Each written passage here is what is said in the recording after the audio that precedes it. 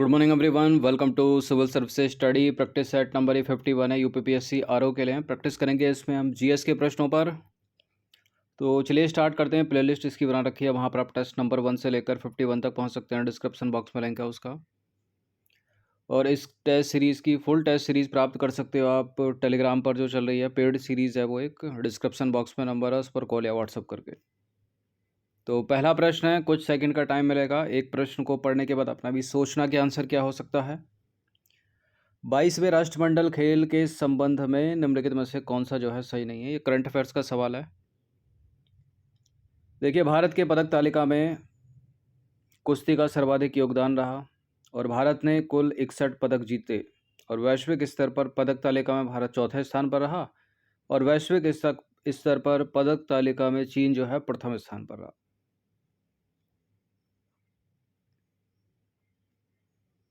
बाईसवें राष्ट्रमंडल खेल, 22वें Commonwealth game के संबंध में यहाँ पर जो गलत कथन है वो डी वाला है। ठीक है, वैश्विक स्तर पर पदक तालिका में ऑस्ट्रेलिया प्रथम स्थान पर है, ना कि चीन। बाकी भारत ने कुल 61 पदक जीते, कुश्ती का सर्वाधिक योगदान रहा भारत में। ठीक है, और वैश्विक स्तर पर चौथे स्थान पर है भारत पदक तालिका में।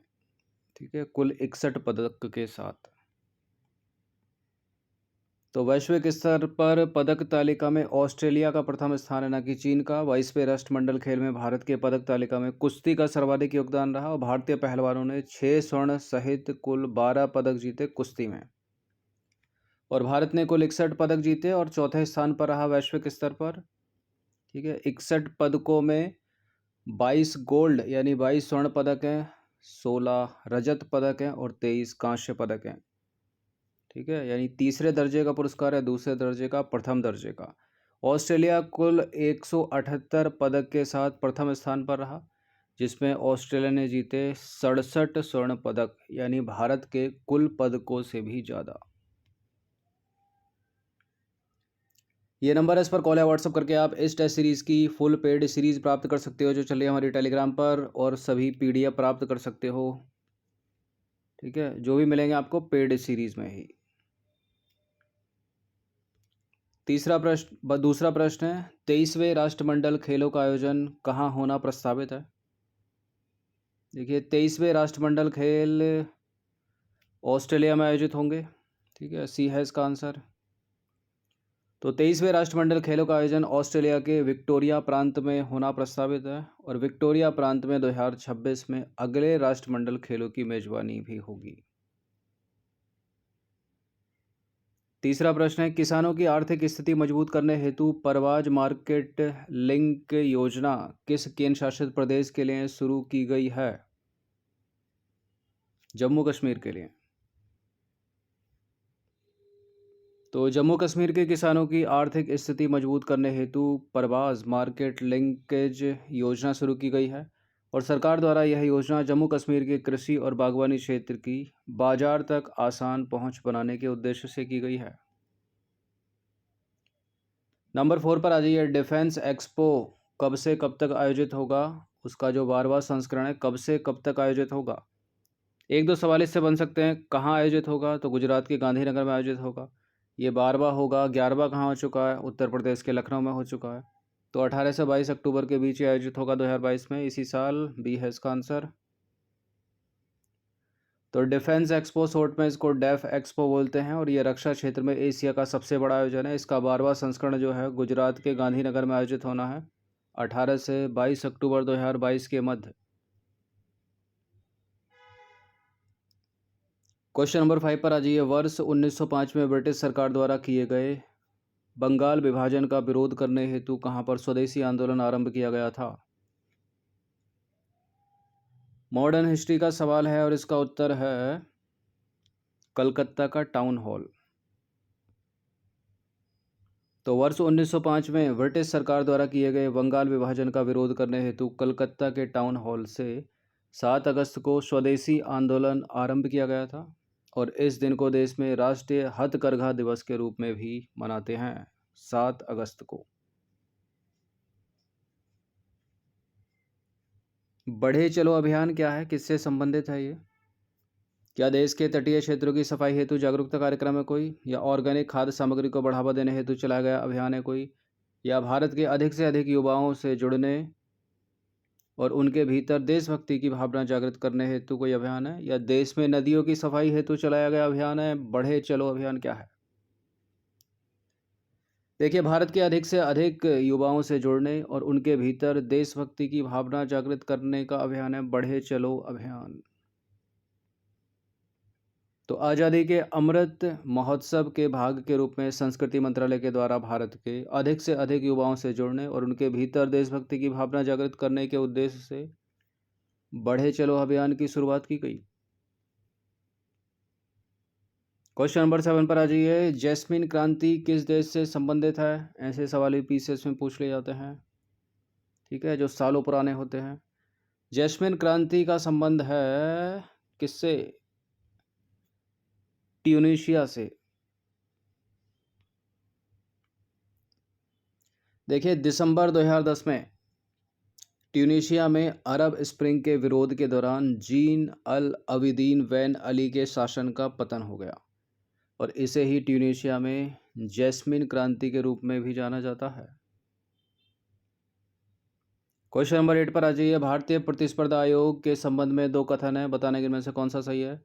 यह एक सांविधिक निकाय है, यानी स्टैच्यूटरी बॉडी, और इसका गठन हुआ था मार्च 2009 में। बिल्कुल, ये करेक्ट हैं, दोनों के दोनों स्टेटमेंट सी है इसका आंसर।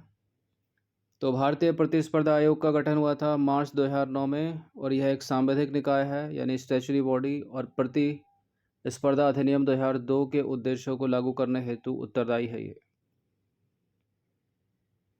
क्वेश्चन नंबर 9 पर आ जाइए। वर्ल्ड लाइफ इंटरनेशनल की भारत में प्रमुख सहयोगी संस्था कौन सी है? एनजीटी, नेशनल ग्रीन ट्रिब्यूनल नहीं है, centre for science and environment ये भी नहीं है, world wide fund for nature भी नहीं है। ऑप्शन नंबर ए है इसका answer, Bombay natural history society. तो वर्ल्ड लाइफ इंटरनेशनल की भारत में प्रमुख सहयोगी जो शाखा है वो है बॉम्बे नेचुरल हिस्ट्री सोसाइटी, और वर्ल्ड लाइफ इंटरनेशनल की स्थापना हुई थी वर्ष 1922 में। क्वेश्चन नंबर 10 पर आ जाइए। उदार शक्ति और हरिमऊ शक्ति जो संयुक्त सैन्य अभ्यास हैं निम्नलिखित में से किन दो देशों के बीच आयोजित किए जाते हैं? उदार शक्ति और हरिमऊ शक्ति ये भारत और मलेशिया के बीच आयोजित होने वाले संयुक्त सैन्य अभ्यास हैं, ठीक है। तो उदार शक्ति नामक जो द्विपक्षीय युद्धाभ्यास है वो भारत और मलेशिया के बीच होने वाला वायुसेना अभ्यास है, और इसके अतिरिक्त जो हरिमय शक्ति है वो संयुक्त सैन्य अभ्यास दोनों देशों के बीच प्रतिवर्ष आयोजित किया जाता है। यानी हरिमय शक्ति और उदार शक्ति किन देशों के बीच? भारत और मलेशिया के बीच। विश्व बौद्धिक संपदा संगठन विपो यानी वर्ल्ड इंटेलेक्चुअल प्रॉपर्टी ऑर्गेनाइजेशन का गठन कब हुआ था? 1967 में हुआ था। ऑप्शन नंबर डी है इसका आंसर। तो विपो का पूरा नाम है वर्ल्ड इंटेलेक्चुअल प्रॉपर्टी ऑर्गेनाइजेशन, यानी विश्व बौद्धिक संपदा संगठन। संयुक्त राष्ट्र की सबसे पुरानी एजेंसियों में से एक है ये। इसका गठन हुआ था 1967 में रचनात्मक गतिविधियों को प्रोत्साहित करने और विश्व में बौद्धिक संपदा संरक्षण को बढ़ावा देने के लिए। स्विट्जरलैंड के जेनेवा में इसका मुख्यालय है, ठीक है। विपो का मुख्यालय कहाँ पर है? स्विट्जरलैंड के जेनेवा में। 12वां प्रश्न है G7 यानी ग्रुप ऑफ 7, G7 के संदर्भ में निम्नलिखित में से कौन सा जो है सही नहीं है? देखिए, G7 एक अंतर सरकारी संगठन है, 1975 में गठन हुआ इसका। कनाडा, फ्रांस, जर्मनी इसके सदस्य हैं, किंतु स्विट्जरलैंड नहीं। इसका मुख्यालय कनाडा के मॉन्ट्रियल में स्थित है। कौन सा गलत है? एक पक्का गलत है, एक इनकरेक्ट है, यहाँ पर 3 है करेक्ट। तो करेक्ट है पहला वाला, G7 एक अंतर सरकारी संगठन है, 1975 में गठन हुआ इसका। बिल्कुल, स्विट्जरलैंड इसका सदस्य नहीं है, कनाडा, फ्रांस, जर्मनी इसके मेंबर हैं। इसका ना तो कोई मुख्यालय है ना कोई संविधान है, याद रखना हमेशा, ठीक है। तो चौथा वाला स्टेटमेंट गलत है, मतलब डी वाला विकल्प है। तो ग्रुप ऑफ 7 यानी G7 एक अंतर सरकारी संगठन है, इसका गठन हुआ था 1975 में। वैश्विक आर्थिक शासन, अंतर्राष्ट्रीय सुरक्षा और ऊर्जा नीति जैसे सामान्य हितों के मुद्दों पर चर्चा करने के लिए ब्लॉक की वार्षिक बैठक होती है, मतलब इसकी वार्षिक बैठक होती है। और G7 के जो मेंबर हैं वो हैं UK, Canada, France, Germany, Italy, Japan और अमेरिका। 7 हैं, 1 2 3 4 5 6 7, ठीक है। स्विट्जरलैंड इसका मेंबर नहीं है। उसके अलावा कुछ भी आए वो भी इसका मेंबर नहीं है। देखिए G7 का कोई औपचारिक संविधान नहीं है और ना ही कोई इसका निश्चित मुख्यालय है। तो मुख्यालय के तरफ से कोई भी सवाल आता है तो गलत है वो। देखिए वार्षिक शिखर सम्मेलन के दौरान नेताओं द्वारा लिए गए जो निर्णय होते हैं इनके, वो भी गैर बाध्यकारी होते हैं, याद रखिएगा।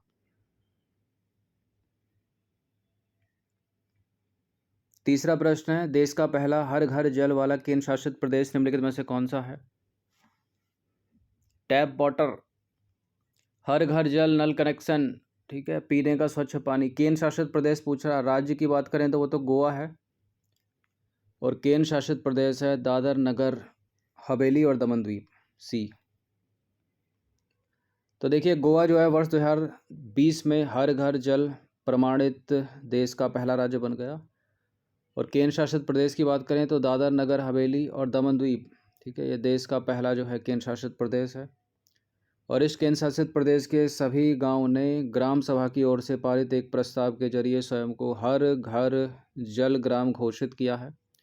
और दादर नगर हवेली और दमन द्वीप के 85,000 से अधिक परिवारों को अब नल के जरिए स्वच्छ एवं सुरक्षित पेयजल प्राप्त हो रहा है। नंबर 14 पर आ जाइए। निम्नलिखित नदियों में से कौन सी नदी महानदी की सहायक नहीं है? महानदी की सहायक नदी नहीं है। महानदी की ट्रिब्यूटरी कौन सी नहीं है इसमें? प्राणहिता, ओंग, तेल, जोंक। देखिए प्राणहिता नहीं है, प्राणहिता गोदावरी की सहायक नदी है, कल या परसों के टेस्ट में तो था। ओंग महानदी की सहायक नदी है, तेल है, जोंक है। तो देखिए महानदी की प्रमुख सहायक नदियाँ शिवनाथ, हसदेव, मांड और ईब, ये महानदी की बाईं ओर से मिलने वाली सहायक नदियाँ हैं। जबकि महानदी की दाईं ओर से मिलने वाली सहायक नदियों की बात करें तो जोंक है, तेल है और ओंग है। जबकि प्राणहिता जो है वो गोदावरी की सहायक नदी है। क्वेश्चन नंबर 15 पर आ जाइए। हाल ही में कच्छल द्वीप जो है समाचारों की सुर्खियों में रहा, कहाँ पर स्थित है ये? कच्छल द्वीप ये है निकोबार द्वीप में, ठीक है। अंडमान निकोबार हैं दो, उसमें भी निकोबार द्वीप में है कच्छल द्वीप। ऑप्शन नंबर डी है इसका आंसर। तो कच्छल द्वीप भारत के निकोबार द्वीप समूह में अवस्थित है और हाल ही में नासा यानी राष्ट्रीय वैमानिकी और अंतरिक्ष प्रशासन यानी national aeronautics and space administration NASA के एक अध्ययन में कच्छल द्वीप पर मैंग्रोव आवरण में आने वाली कमी पर जो है प्रकाश डाला गया है। तो कच्छल द्वीप कहाँ पर है? अंडमान निकोबार के निकोबार द्वीप में। नंबर 16 पर आ जाइए। हाल ही में भारत के विदेश मंत्री ने किस देश में भारतीय दूतावास आवासीय परिसर का उद्घाटन किया? कहाँ किया है ये? रिसेंटली करंट अफेयर्स का सवाल है। थाईलैंड इसका आंसर है, डी। तो भारत के विदेश मंत्री ने 17 अगस्त 2022 को थाईलैंड के बैंकॉक में भारतीय दूतावास आवासीय परिसर का उद्घाटन किया। और थाईलैंड के उप मुख्यमंत्री, उप प्रधानमंत्री और जो विदेश मंत्री हैं वो भी इनके साथ मौजूद थे। और भारत और थाईलैंड संयुक्त आयोग की जो नवीं बैठक है वो भी 17 अगस्त को बैंकॉक में ही हुई। और इस बैठक की अध्यक्षता की भारत के विदेश मंत्री ने ही, और साथ में थाईलैंड के उप प्रधानमंत्री और विदेश मंत्री भी मौजूद थे। नंबर 17 पर आ जाइए। हाल ही में कारम नदी पर बन रहे बांध का जो बाहरी हिस्सा है ढह गया। अब आपको बताना है कि ये जो कारम नदी है निम्नलिखित में से किसकी सहायक नदी है? गोदावरी की, ब्रह्मपुत्र की, यमुना की या नर्मदा की? ये नर्मदा की सहायक नदी है, ये है इसका आंसर। तो कारम नर्मदा की प्रमुख सहायक नदी है और हाल ही में इस नदी पर बन रहे बांध का जो बाहरी हिस्सा है वो ढह गया। और भारी वर्षा को जो है बांध में बढ़े हुए जल स्तर का प्रमुख कारण माना जा रहा है, जिसकी वजह से ऐसा हुआ। क्वेश्चन नंबर 18 पर आ जाइए। जल जीवन मिशन के संदर्भ में निम्नलिखित में से कौन सा विकल्प जो है गलत है इसमें?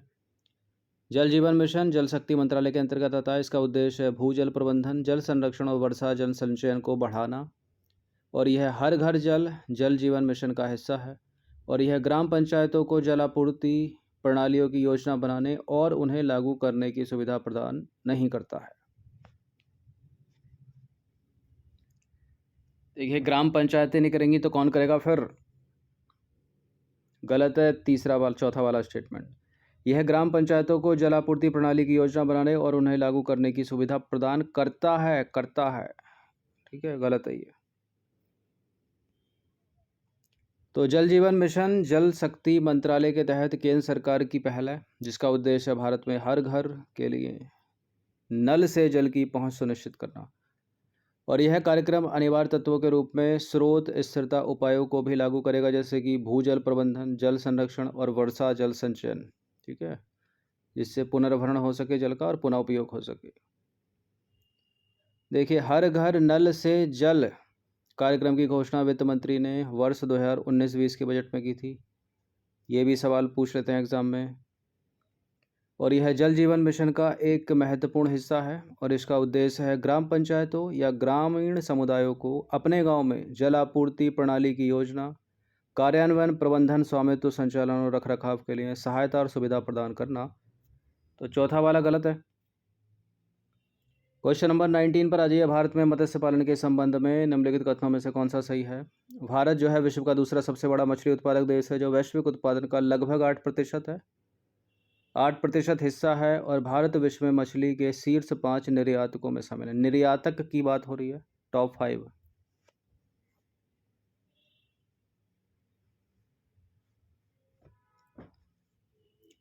बिल्कुल, क्योंकि चौथे स्थान पर है तो 5 में शामिल हो गया। ठीक है, और दूसरा सबसे बड़ा उत्पादक है, तो करेक्ट है दोनों के दोनों स्टेटमेंट। पहला कौन सा है? चीन। तो प्राथमिक उत्पादक क्षेत्रों में मत्स्य की जो है सबसे तेज़ी से बढ़ने वाले क्षेत्रों में से एक है। और भारत जो है दुनिया का दूसरा सबसे बड़ा मछली उत्पादक देश है, जो वैश्विक उत्पादन का 7.56% और देश के सर्कल मूल्य वर्धित में लगभग 1.24% और कृषि में 7.28% से अधिक का योगदान करता। तो पहला वाला करेक्ट हो गया। दूसरा भी करेक्ट है, क्योंकि भारत जो है विश्व में मछली का चौथा सबसे बड़ा निर्यातक है, एक्सपोर्टर। 20वां प्रश्न, अंतिम प्रश्न है ये, और करंट अफेयर्स का सवाल है। अभी हाल ही में नागर विमानन मंत्रालय के प्रमुख कार्यक्रम क्षेत्रीय संपर्क योजना यानी उड़ान, उड़े देश का आम नागरिक, इसने अपनी सफलता के कितने वर्ष पूरे कर लिए हैं? देखिए, उड़ान योजना ने अपनी सफलता के 5 साल पूरे कर लिए हैं, तो सी है इसका आंसर। तो हाल ही में नागर विमानन मंत्रालय के प्रमुख कार्यक्रम, ठीक है, मंत्रालय मिनिस्ट्री का नाम याद रखिएगा, क्षेत्रीय संपर्क कार्यक्रम है उड़ान योजना। उड़े देश का आम नागरिक ने अपनी सफलता के 5 साल पूरे कर लिए हैं और 27 अप्रैल 2017 को प्रधानमंत्री ने इसकी पहली उड़ान जो है शुरू की थी। देखिए, उड़े देश का आम नागरिक यानी उड़ान योजना को वर्ष 2016 में नागरिक उड्डयन मंत्रालय के तहत एक क्षेत्रीय कनेक्टिविटी योजना के रूप में शुरू किया गया था। कब शुरू किया गया था? वर्ष 2016 में। और पहली उड़ान इसने अपनी कब भरी थी? 27 अप्रैल 2017 को। ठीक है, याद रखिएगा। ठीक है, ये योजना 2016 की है और पहली उड़ान कब? 27 अप्रैल 2017 को। तो 20 प्रश्न थे ये करंट अफेयर्स और स्टैटिक जीके के। इनकी प्रैक्टिस कर लीजिएगा। इनकी अगर आपको पीडीएफ चाहिए तो पेड ग्रुप में ही मिलेगी, वो डिस्क्रिप्शन बॉक्स में नंबर है, उस पर कॉल या व्हाट्सअप करके प्राप्त कर सकते हो आप।